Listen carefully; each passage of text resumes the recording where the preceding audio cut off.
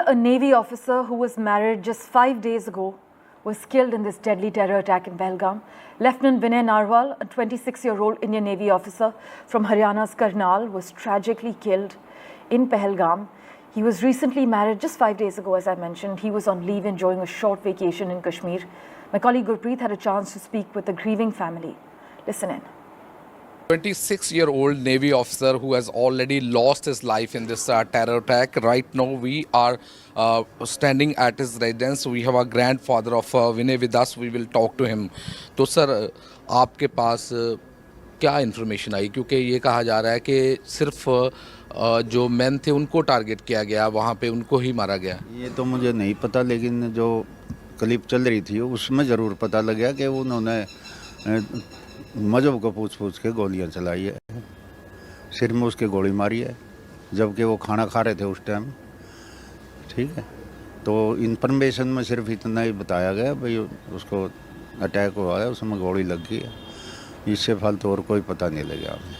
16 तारीख को शादी होती है, 19 को रिसेप्शन होती है, उसके बाद वो शॉर्ट टर्म हनीमून टूर पे जाते हैं दोनों हस्बैंड एंड वाइफ। तो उसके बाद ये इंसिडेंट होता है। तो विनय करनाल में रहते थे, पास में गांव था, कहाँ से पढ़े हैं यहाँ पे, कब नेवी में ज्वाइन किया उन्होंने? वो जब 3.5 साल के थे हम गांव से करनाल आ गए थे। 8 सेक्टर में रहते थे और 8 सेक्टर में ही स्कूल है, उसमें वो पढ़ते थे। यहाँ से मैट्रिक की उसने, 10+2 उसने दिल्ली से की है। उसके बाद वो 10+2 के बाद बीटेक की है SRM, अपना राजीव गांधी जो सोनीपत है वहाँ से। उसके बाद वो नेवी के अंदर डायरेक्ट सेलेक्ट हुए थे SSB से। SSB का एग्ज़ाम होता है, उससे सेलेक्ट हो गए, सेकंड लेफ्टिनेंट नेवी के अंदर गए थे।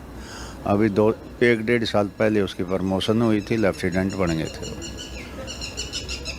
विनय हमेशा ही देश की सेवा करना चाहते थे क्या, उस शुरू से ही? क्योंकि पिता भी कह रहे कि एक जॉब करते थे क्या? शुरू से ही उसके मन में थी, ये भावना थी कि मैं देश की सेवा करूं। और जब भी वो मिलिट्री गाड़ियां वगैरह बचपन में देखता था तो वो मेरे से बहुत ज़्यादा सवाल करता था, ये कैसे है, क्या है। तो बल्कि मैं उसको गुस्सा होता था कि मैं खुद BSF के अंदर नौकरी करके आया हूँ, मुझे पता है बॉर्डर की नौकरी कितनी टफ है। मैं उसके बाद हरियाणा पुलिस में रहा हूँ, तो मैं उसको सोचूं था कि ये इस तरफ ना जाए, क्यों वहाँ तो बहुत टफ काम है। लेकिन उसका मन ही ऐसा था कि उसने 10+2 करते करते भी उसने एग्ज़ाम CDS वगैरह के भी देता रहा।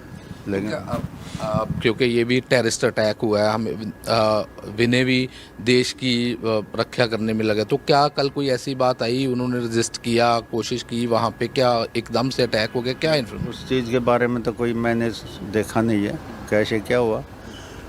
तो बैठे थे, खाना खा रहे थे, जैसे हमें पता लग गया है। उसके बाद उन्होंने मतलब वहाँ गोलियाँ चली हैं, पूछ के सिर में गोली लगाई है, मारी है उसको।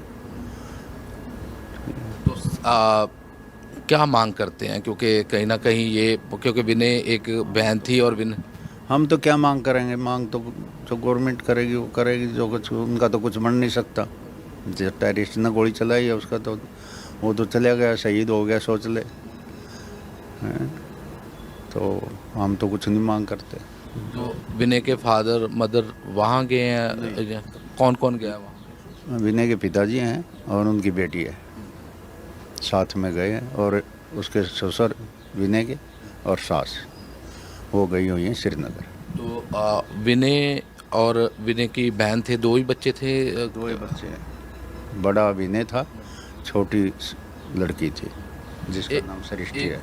दादा होने नाते पे, क्योंकि हमेशा आपने उसे बचपन में देखा होगा, देश की सेवा कर रहा था, लेकिन इस समय हम अंडरस्टैंड करते हैं कि बहुत बड़ा लॉस हो गया।